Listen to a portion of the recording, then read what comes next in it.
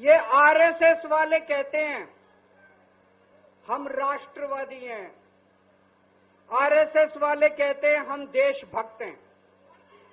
आज मैं पूरे सम्मान के साथ आरएसएस के प्रमुख हैं श्री मोहन भागवत जी, मैं पूरे सम्मान के साथ मोहन भागवत जी से 5 प्रश्न पूछना चाहता हूं और आपका समर्थन चाहता हूं। अगर मैं कोई गलत प्रश्न पूछूं तो बता देना और सही प्रश्न पूछूं तो मैं आपसे हाथ खड़ा करवा के पूछूंगा।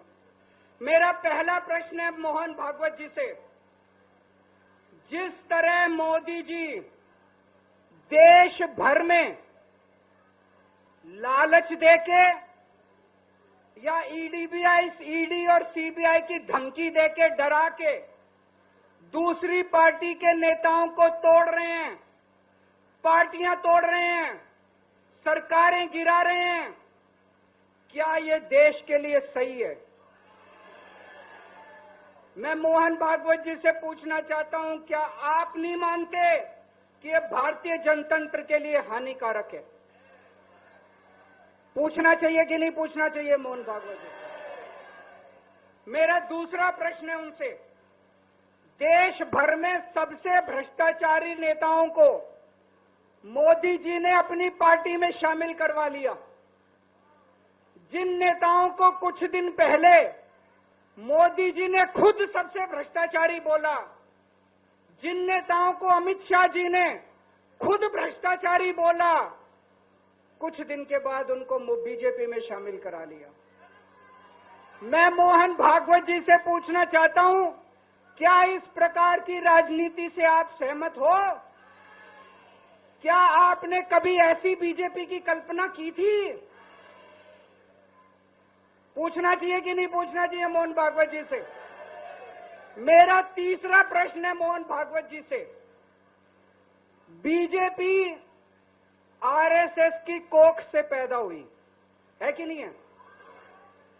कहा जाता है ये देखना आरएसएस की जिम्मेदारी है कि बीजेपी पथभ्रष्ट ना हो।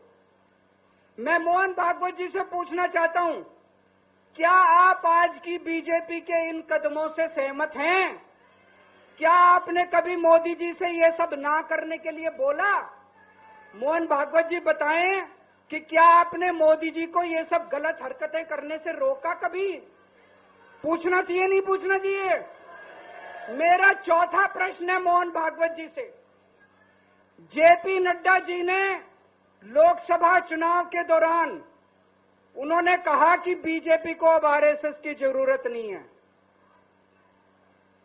आरएसएस बीजेपी की मां समान है कि नहीं है? क्या बेटा इतना बड़ा हो गया कि मां को आंखें दिखाने लग गया? क्या बेटा इतना बड़ा हो गया कि आज मां को आंखें दिखाने लग गया?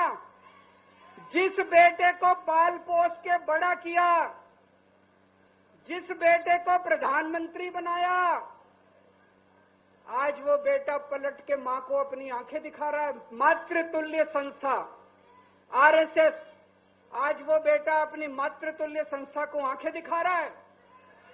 मैं मोहन भागवत जी से पूछना चाहता हूं, जब नड्डा जी ने ये कहा तो आपके दिल पे क्या गुजरी, आप जरा बताइए इस देश को। क्या आपको दुख नहीं हुआ? मैं आरएसएस के हर कार्यकर्ता से पूछना चाहता हूं, जब नड्डा जी ने कहा कि हमें आरएसएस की जरूरत नहीं है, क्या आरएसएस के हर कार्यकर्ता को दुख नहीं हुआ?